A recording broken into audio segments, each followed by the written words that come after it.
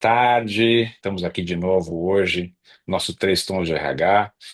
E a ideia hoje é a gente conversar sobre uma questão super importante que está relacionada à formação, né, dos profissionais após sair da universidade, né? A gente não tem dados muito científicos em mãos, mas a gente tem aqui, né, eu, Valéria e Celso, a gente tem algumas percepções que a gente vem acumulando aí nos últimos anos de umas certas tendências que têm aparecido nesse mercado, principalmente no mercado de MBA, quando a gente fala em pós-graduação, etc. E uma das teses que a gente tem, na verdade, começou a construir, né, e a gente gostaria até de depois contar com a contribuição de vocês também, né, uma tese de que talvez as últimas gerações, as gerações mais recentes, elas não necessariamente estão olhando para as formações pós-universidade, como o MBA, por exemplo.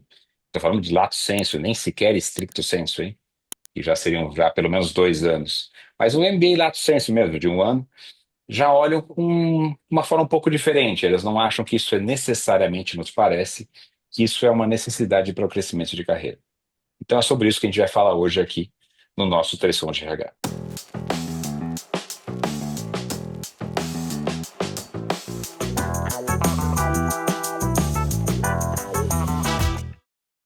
Pessoal, então vamos começar nosso bate-papo aqui hoje.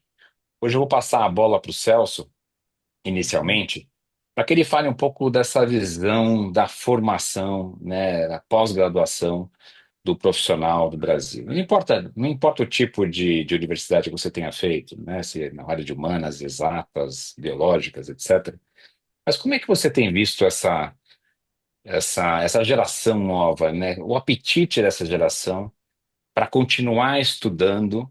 Ele é parecido, talvez, o que foi a nossa fase, né, de pós-graduação, etc., sei lá, uns 20 anos atrás, alguma coisa assim, onde a gente tinha uma necessidade clara de pós-graduação, quer dizer, ela fazia parte da tua formação. Eu tenho percebido que isso tem mudado um pouco, né? Inclusive, os prazos muito longos de formação parece que não são tão atrativos.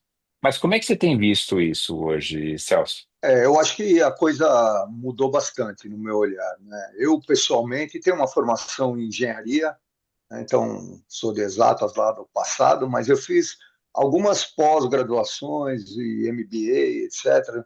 Então fui para negócios. Quando começou a internet, lá nos anos 2000, 99, 2000, eu fiz e-business, né? Lá, na, lá no Rio, na Universidade do Rio de Janeiro. Então, assim, eu fui correndo atrás das coisas. A gente olhava para aquilo e ia atrás de algo que nos deixasse mais, é, vamos colocar parrudo assim, em termos de profissional, né? Mais que a gente tivesse mais bagagem, mais coisas que pudessem fazer com que nós entregássemos mais. Hoje em dia, por essa movimentação que eu tenho dentro de empresas e conhecimentos, eu vejo que quem está chegando vem com um olhar um pouco mais diferente, né? Eu acho que, principalmente se você pega empresas que são menores ou startups, eles têm muito mais uma sede, uma necessidade, não de pessoas que estão carregando MBAs ou carregando pós-graduações, mas sim de pessoas que resolvem imediatamente o seu problema. E isso, somado a essa oferta gigante que tem hoje de cursos aí pela internet, né? Você tem vários cursos até de qualidade que são gratuitos. Você encontra isso na própria Harvard, tem um Harvard S lá, tem um Stanford X, alguma coisa assim, que você encontra vários desses cursos, né? Que são cursos curtos, eles não dão nem um lato sensu, nem um stricto sensu, nenhum deles. Ele dá um cursinho ali que ele te ajuda a evoluir. As empresas também, existem algumas empresas que têm as suas universidades online ali, né? A Valéria pode falar um pouco mais sobre isso, que ela conhece com mais profundidade. Isso eu acho que vai tirando um pouco o interesse dessa nova juventude de fazer programas mais longos, né? Mesmo porque essa geração G é uma, desculpe, geração Z é uma geração muito mais acelerada, né? Então eles não têm muita paciência para ficar estudando aquele livrão, estudando não sei o quê, e faz a sua tese. Eu vejo assim, eu vejo que hoje tem uma mudança muito impactante do próprio mercado, né? E que, a menos que existam, que as empresas sejam talvez empresas multinacionais ou empresas muito focadas em um nicho específico, elas não têm favorecido muito essa formação em MBAs, em doutorados e coisa do gênero. O que você acha, Valéria? Você é mais conhecedora aí das universidades corporativas do que eu. Olha, eu concordo, bastante com o que você falou, Celso. E eu, sinceramente, eu acho natural que haja que a gente esteja vivendo essa mudança, esse novo momento. Até porque, mesmo no canal, a gente vem falando, né, das novas necessidades que a gente vê dos novos profissionais entrantes ou que estão em desenvolvimento nas organizações, dos perfis também, hoje diferentes. Então, é natural que toda a trilha de formação ela seja também influenciada por essas mudanças, né, por essas novidades. Eu acho que, se comparado já que foi aberta, né, essa porta de falar da nossa época e comparando com esta que nós estamos vivendo agora, e por uma coincidência, né, detalhe, nós três somos engenheiros, né? Tivemos essa Detalhe. formação. Na época, então, que nós fizemos nosso MBA, não sei vocês, mas não havia tanto questionamento, né, entre fazer ou não fazer MBA. Era meio a receita do bolo. Então, para que você tivesse uma oportunidade, numa grande empresa multinacional, era dentro do pacote ali você fazer um MBA, quem sabe um mestrado ou um doutorado. Isso tudo compunha a expectativa, do seu currículo. Só que as coisas evoluíram e eu acho que nós vivemos uma época onde existe um questionamento de tudo que é definido como uma realidade absoluta, mas sem necessariamente uma explicação concreta do quanto aquilo, de fato, agrega valor. Então, eu lembro que nós tínhamos ali uma evidência, dependendo do nome da escola, então tinha um peso maior, menor, então tinha uma busca muito mais de você pegar o diploma da escola X do que propriamente, e eu tenho certeza que vocês concordam comigo, nem sempre o curso era tão bom assim quanto o nome da instituição, né, se propunha, mas isso já valia, o fato de você ter passado ali já valia. Esta nova geração, né, que está em evolução nas organizações, ela questiona o para quê, né? Ali, o conteúdo está realmente me trazendo alguma vantagem, está agregando alguma coisa dentro do meu propósito, eu vou conseguir aplicar quantos conteúdos, de fato, nós conseguimos aplicar de tudo que nós estudamos. E aí, quando você menciona a comparação com cursos mais curtos, que a gente chama de especialização, né? E aí, quando entra nessa modalidade de especialização, a gente vê um paralelo forte nas universidades corporativas. Por quê?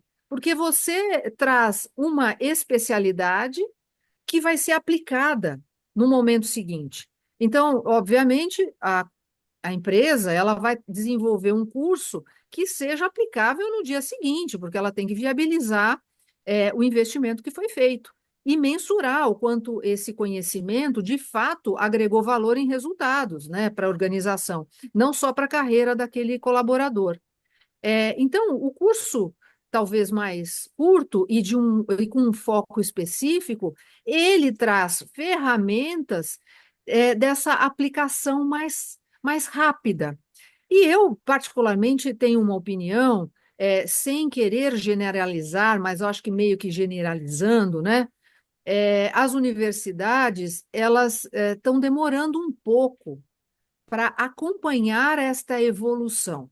Algumas, elas se baseiam muito mais no olhar para dentro, na sua trajetória, no seu histórico de construção de marca, de construção de peso, né, no mercado, e menos nas tendências de fato, né, de educação que estão sendo ali procuradas por esses novos executivos. E aí a gente vê uma tendência, eu vejo sim, uma tendência desse afastamento, né? Essa nova geração não quer muitas vezes ficar mais 2 anos fazendo um curso que não é simples, que precisa de empenho, precisa de horas, né? De estudo e tudo mais, se depois no final ele talvez não aplique, né? Não sei, o que que você tem visto? Eu queria ouvir o Sérgio a respeito da demanda das organizações. As organizações têm demandado fortemente por novos profissionais com com essa bagagem de MBA, de mestrado, doutorado. Como é que você vê? Olha, Valéria, eu tenho percebido uma grande tendência ou demanda por programas personalizados. Então, você pode até se utilizar de uma universidade ou de um instituto de pós-graduação, mas você, como empresa, você adapta aquele conteúdo à sua necessidade. Então, é uma forma de você fazer uma pós-graduação mais focada, onde você tem algum tipo de ganho de escala, que você traz vários funcionários de várias áreas para aquele mesmo conteúdo, né? Você talvez elimine conteúdos que são extremamente acadêmicos ou que para a sua realidade do seu business não fazem muito sentido. Então, esses cursos in-house, operados por empresas de educação, eu tenho visto como uma tendência. Quando a gente fala dessa nova geração, a gente também tem que entender um pouco o comportamento deles e como é que isso impacta na atratividade desses cursos de pós-graduação, principalmente os cursos de longo prazo, 2 anos, principalmente. Nós somos os três engenheiros aqui, né? Então, quando você sai da engenharia, a engenharia já é um curso que te prepara talvez para ser um pouco mais coringa, né? Geralmente a gente vai para uma pós em administração, em finanças ou em recursos humanos, não importa, né? A engenharia é uma base. Hoje ela é vista mais como uma base de formação de raciocínio, etc., para você depois incrementar conteúdos para você poder se direcionar para aquele ou esse setor. Essa geração nova é uma geração impaciente. É uma geração, na minha percepção, que quer o prazer mais a curto prazo, né? Eles não querem esperar 2 anos para ter lá um diploma de pós-graduação. Eles querem um conteúdo imediato que já possa ser aplicado no dia a dia deles. Até porque hoje eu acho que a cobrança de resultado ela é muito maior do que talvez quando nós começamos nossa carreira lá atrás, né? Hoje você cobra o resultado já no primeiro dia lá de atuação numa companhia. Você tem os KPIs todos, além dos soft skills, etc., que você tem que ter, você tem que demonstrar resultado. Então, isso faz com que as pessoas busquem. Se vocês, não sei se vocês repararam, nos últimos anos, nasceram umas entidades de educação, grande parte delas, inclusive, de educação totalmente remota, que fazem pequenos cursos, né? Você não vai fazer um curso, talvez, de pós-graduação em administração e finanças, mas você vai fazer vários módulos, um de evaluation, você vai fazer um módulo, talvez, de busca, por exemplo, de funding, como é que você busca funding no mercado, você vai fazer um outro módulo, por exemplo, na parte de gestão de recursos humanos, pequenos módulos de curto prazo, né? Financeiramente eles são mais acessíveis também, você não precisa de financiamento, etc e tal, talvez isso caiba no orçamento. Então as pessoas vêm montando alguns quebra-cabeças, na verdade, do ponto de vista de formação. Você não vai ter necessariamente um certificado, mas isso de alguma forma contribuiu para o seu comportamento, para o seu conteúdo do dia a dia. E vai gerar resultado no curto prazo. Essa é um pouco da percepção que eu tenho tido nos últimos anos.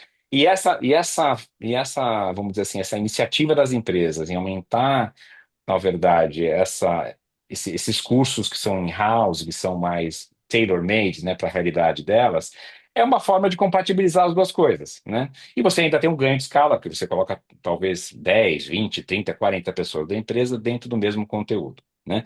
Aí vem uma necessidade das universidades, né, principalmente dos cursos de pós-graduação, em se adaptar a essa nova realidade. E eu, na linha do que o Celso falou, acho que as instituições de ensino não estão prontas ainda para isso, né? Elas são um pouco engessadas nesse sentido. O que que você acha, Celso? Eu concordo plenamente. Eu acho que as universidades deveriam escutar uma pergunta que eu ouvi uma vez, né? O que me importa mais? Um nome e um diploma ou alguém que me resolva um problema e eu ganhe X dinheiro ou X resultado em curto espaço de tempo? Se a universidade começasse a escutar essas pessoas, né, que fazem essas perguntas e perguntas similares a essa, e criasse agilidade na resposta, eu acho que se pararia de dar um valor extremamente grande para um curso que você demora 2 anos, porque se a gente avaliar mesmo, né, enquanto você tem matérias ali encadeadas, tal, quando é que você vai aplicar aquilo? Ao final dos 2 anos, você começa a aplicar lentamente, mas você muitas vezes não vê o resultado imediato. Por isso que você falou agora, Sérgio, é importante, né? Porque você faz aquele valuation ou qualquer curso que seja, e você dá o resultado amanhã, que interessa se você tem um diploma na parede? Tudo bem, se é um médico especialista em tirar a orelha esquerda e botar na direita, tá, é uma coisa. Mas agora, se você vai dar resultado para uma empresa se formando naquele jeitinho, o que interessa mais hoje? Então, eu acho que a gente fala da impaciência, né, do prazer rápido da geração nova, mas acho que até a gente, né? Se você consegue um resultado extremo, assim, você resolvendo uma situação, né? Por isso que hoje em dia a solução de problemas complexos é um soft skill muito importante, né? Então, não só você saber resolver o problema, mas ele tem, quanto mais complexo e quanto mais rápido você resolve, melhor o seu resultado. E você vai ficar quanto tempo? Então, a gente começa a olhar o tempo que a pessoa está investindo, né? Ela investe tempo, investe dinheiro, investe energia, investe saúde, investe. Quem que aqui nunca ficou estressado quando tem que fazer o seu trabalho o seu TCC lá no final das contas, né? Então, todo mundo teve o seu tempo de estresse, o tempo de não dormir. Isso, hoje em dia, as pessoas não querem mais, né? Elas querem resultado Eu para acho ela. que a exigência também, assim, você vê alguns trabalhos de conclusão de curso que muitas vezes não chegam nem perto, nem tangenciam a realidade das organizações também. É isso mesmo, E isso a mesmo. universidade, no final das contas, ela avalia como correto, porque a teoria que foi avaliada e demonstrada no trabalho, ela foi perfeita. Porque, no meu ponto de vista, não sei se vocês concordam, ainda existe um distanciamento entre a realidade apresentada pela universidade e a realidade vivenciada ali no dia a dia da organização. Os cursos in-house, eles têm essa vantagem porque você já vai discutir aquilo que acontece no dia a dia, os problemas, muitas vezes que acontecem entre áreas, dependendo da condução, né, de quem está ali, pode facilitar até a resolução de problemas que no dia a dia, ali fora da sala de aula, não se consegue. Então, pode ser valioso. O que eu vejo de desafio na construção desses cursos é você juntar o expertise da universidade e a cultura e a realidade, a necessidade, o momento que a organização está vivendo.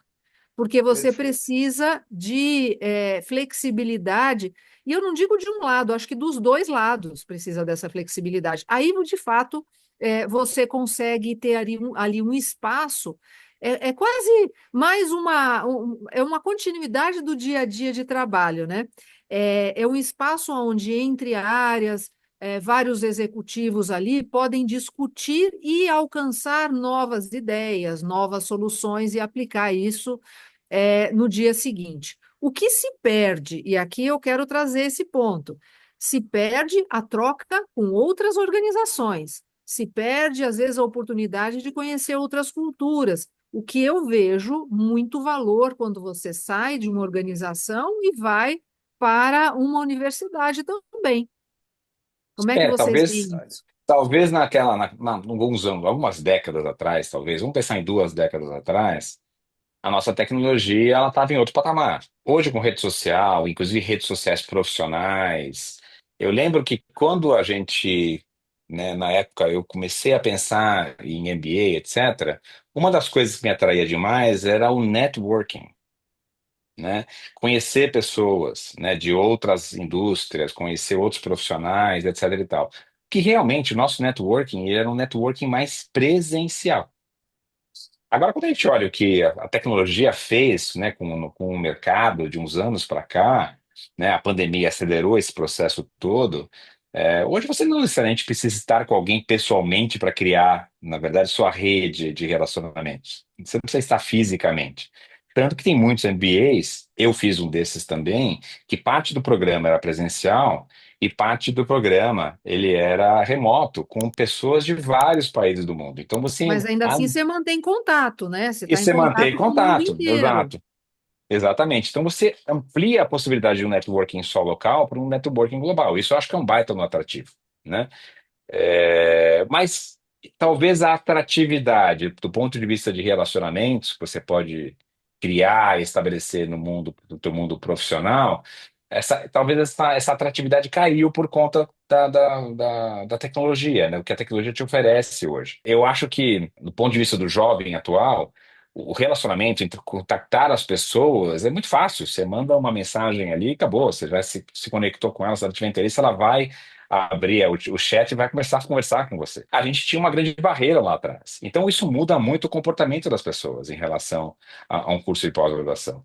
Eu sou um exemplo desse tipo de coisa, assim como eu acho que o Celso e a própria Valéria também, porque eu saí da engenharia, eu fiz pós-graduação em marketing, depois eu fiz um MBA em gestão ambiental, fiz um MBA em e-business, quando a gente começou a falar sobre banco digital lá, que nem a gente falava banco online, tá? Lá perto dos anos 99, 2000. Depois eu fiz Sei. mestrado em estricto Talvez senso estivemos na... juntos, então nem lembro. Exato. Eu fiz o mestrado em estricto senso na GV, em administração e finanças. Depois eu fiz o IESE, né? Então, assim, que é uma entidade espanhola que tem, é um MBA que acontece em 3 lugares do mundo ao mesmo tempo. E eu percebo realmente, eu acho que os relacionamentos que eu criei dentro desses MBAs, eu trago até hoje. Foram relações muito próximas, mas foi num momento um pouco diferente, né? Inclusive, eu estudei no MBA de Barcelona e de Nova York, eu estudei presencialmente. Mas hoje isso mudou bastante. Então, eu acho que as instituições de ensino têm que buscar formas hoje mais modernas, mais atrativas, mais adaptadas a esse novo contexto que a gente vive tecnológico, no sentido de atrair esse aluno já formado, né, na sua evolução, vamos dizer assim, da sua educação corporativa, que seja. Como é que você vê essa tendência, o Celso, talvez de a gente talvez ter realmente uma formação básica, que eu acho que isso ainda é mandatório, talvez daqui a Sim. alguns anos, nem sei se vai ser mandatório, né? É, Talvez não seja é. tão mandatório. Eu lembro que na Alemanha, a Alemanha cresceu demais, né, quando ela criou o colegial profissionalizante. Uhum. Muitas pessoas acabam ficando satisfeitas em terminar um colegial profissionalizante, um curso técnico, e já ir para o mercado de trabalho, né? E já começava a faturar antes, né? Você Uhum. acha que isso pode ser uma tendência aqui no Brasil também? Realmente eu acho que já existem escolas, né, que hoje as cadeiras, né, vou chamar nem de cadeira, porque já não, nem vejo que é o currículo escolar, não, mas eles trabalham por projeto. Então, você entrega um projeto de biologia, por exemplo, mas dentro daquele projeto de biologia você tem matemática, você tem português, você tem, às vezes, até língua estrangeira, você tem um monte de coisa que você coloca lá dentro. E muitas escolas já consideram esse trabalho, vão trabalhando com créditos, e esses créditos, ao final, ele tem uma validação no ensino médio, eu falo principalmente, né? Como você ter cumprido um currículo escolar de 4 anos, 3 anos, 4 anos. Né? Então, eu vejo que é uma mudança, inclusive, na minha opinião, uma mudança necessária, porque eu converso muito com jovens, eu tenho um filho jovem, né, de 16 anos, e eu converso com ele, com os amigos dele, e eles, muitas vezes, eles não entendem o que eles estão fazendo ali, né? O que eles querem hoje, o que eu vejo que o jovem está lá e o jovem que está no mercado de trabalho, né?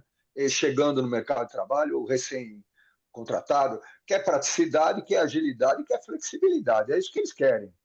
Então, se você não entrega isso enquanto instituição de ensino, a tendência a ele não gostar de estar lá é muito grande. E se ele não gosta de estar lá, ele não vai ser um bom aluno, não vai ser um bom profissional, ele não vai querer nunca mais fazer um MBA, não vai querer nada. Eu não quero, eu não gosto. Né? Não sei se essa é a minha visão, né? Que as coisas são encadeadas. Então você tem que começar atraindo lá atrás para que ele vá se sentindo bem em fazer. Senão ele faz pequenos cursinhos que tem que aprender a pintar aqui uma parede. Faz um cursinho de pintar parede. Não me interessa a engenharia de como constrói a casa. Para ele não me interessa. Então essa coisa eu acho que criar, não sei, o que você pensa, Valéria? Eu acho que a gente caminha para o tudo mais tailor-made, né? Uhum. Onde o indivíduo, o profissional, ele pode criar a sua própria trilha. O mundo está levando a isso. Então, você mencionou, hoje nós temos praticamente todas as universidades do mundo com cursos gratuitos. E são cursos que são atualizados constantemente. Então, você entra lá, tem um curso de liderança, você entra em Harvard, por exemplo, tem lá na plataforma online deles um curso de liderança gratuito. Daqui 2 meses, esse curso não existe mais, existe um novo curso de liderança já atualizado. Enquanto nós vivemos ali um modelo de cursos onde você tinha uma grade que permanecia 2 anos, né, com poucas atualizações. Não, hoje é a cada 2 meses. E se você quiser estudar, você pode criar a sua própria grade. É claro, dá um pouquinho, talvez, mais de trabalho do que você fazer uma matrícula, ir lá e sentar e receber tudo que uma universidade tem para te oferecer. Mas também é legal, né? Você mapear, né, o que você tem de fortalezas, o que você tem de fraquezas, quais gaps você quer preencher e fazer a sua própria trilha. E aí, um curso você pode fazer numa universidade do Japão, outro você pode fazer da Austrália, outra do Brasil, outra dos Estados Unidos. Você faz a sua trilha. E você preenche o seu currículo depois falando da trilha que você fez. Eu, sinceramente, eu acho essa a grande tendência. E as universidades, eu acho que elas cada vez mais precisam ser atrativas, né? No sentido de trazer velocidade, trazer este modelo onde o estudante ele possa escolher mais, talvez descer um pouco, né, daquela posição de, olha, eu domino todo o conhecimento existente, para não, eu sou especialista, mas eu quero te ouvir. Eu quero andar lado a lado com você. Talvez para a gente finalizar, né, esse bate-papo que dava para a gente ir longe nele, dar alguma Fazer um dica MBA com ele. para alguém que quer fazer um curso, ele quer estudar, mas tem muita dúvida se vale a pena fazer um MBA ou fazer um curso de especialização. O que que a gente pode falar, gente, rapidamente? Primeiro, você tem que buscar alguma informação sobre a credibilidade daquela instituição onde você vai cursar esse curso, né? Eu acho que para isso era bom sempre ver as indicações, falar com quem já fez, etc. Obviamente, a gente tem vários rankings de educação aí no país e tudo mais, mas falar com quem fez aquele curso específico, eu acho que isso ajuda bastante, né? Eu vejo muita gente que se frustra, muitas vezes até por não ter avaliado bem o curso, o conteúdo, a carga horária, o perfil. Por que que acontece? Quem faz também um curso são os alunos.